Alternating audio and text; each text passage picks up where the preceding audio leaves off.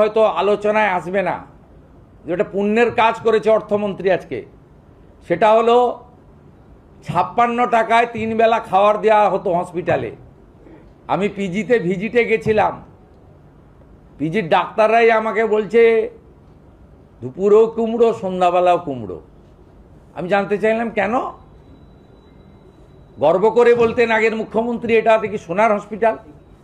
বললো কি করবে ঠিকাদাররা, সাপ্লাইয়াররা? 56 টাকা, 56 টাকা 44 পয়সা মনে হয়। তা এই টাকায় কি হবে? আমি বললাম কত টাকা দিলে হবে? না 104 টাকায় মোটামুটি 3 বেলা হবে। আমি স্বপনদাকে অনুরোধ করলাম যে 104 নয়, 110 করে দিন, একটু রুগীরা ভালো খাওয়ার পাক। আমরা 110 টাকা করে দিয়েছি।